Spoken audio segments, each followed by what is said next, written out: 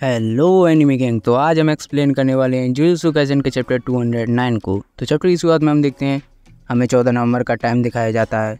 ये सुकमो की फाइट से पहले का सीन था। कलिंग गेम के बैरियर के बाहर पूरी मिलिट्री आ जाती है और बहुत सारे कोगाने एक साथ बोलते हैं, यो मैं कोगाने हूँ, यो मैं कोगाने हूँ। पर कोई भी सोल्जर इनका जवाब नहीं देता।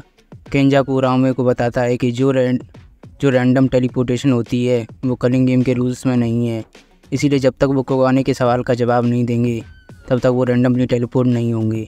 ये कलिंग गेम का एक हिडन रूल है। और रामे कहता है शायद ये एक बग है। वैसे तुम इस जगह के बारे में क्या लगता है? और रामे कहता है ये अच्छा है।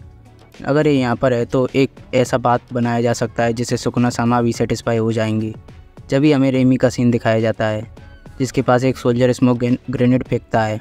जब वो पीछे से रेमी को एक बिजली का झटका देते हैं, रेमी सोचती है ये सॉर्सरस नहीं है।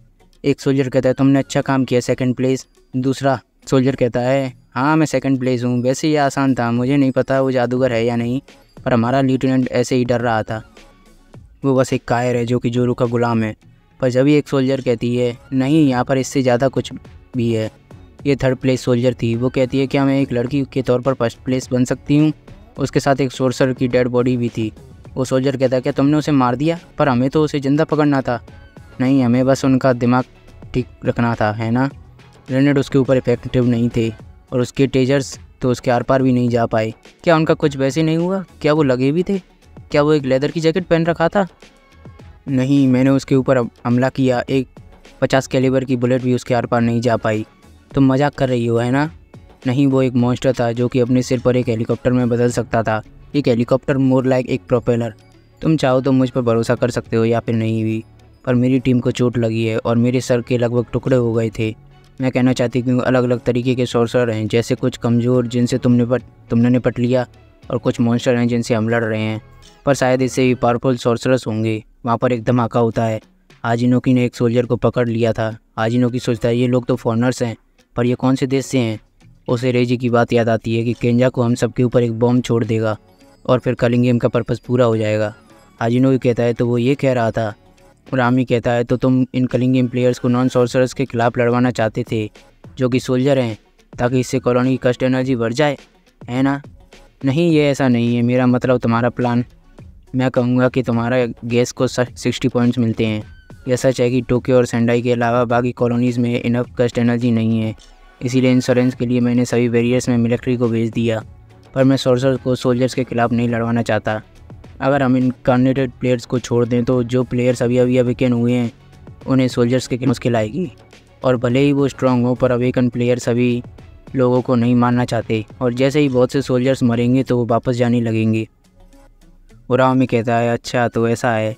केंजाकू कहता है तो क्या तुम्हें मेरे प्लान का पता चल गया? उरामी कहता है जब तुमने उन्हें रात में भेजा तो मुझे लगा कि ये सोल्जर्स के एडवांटेज के लिए है, पर भले ही नॉन सोल्जर्स मरे, पर मरते टाइम वो बहुत ज़्यादा कस्ट एनर्जी को रिलीज़ करते हैं। क्या फॉरनर्स के साथ भी ऐसा ही है? भले ही फॉरनर्स का कस्ट एनर्जी से कोई भी रिलेशन नहीं है, पर जब वो मरते हैं तो वो कस्ट एनर्जी को रिलीज़ करते हैं।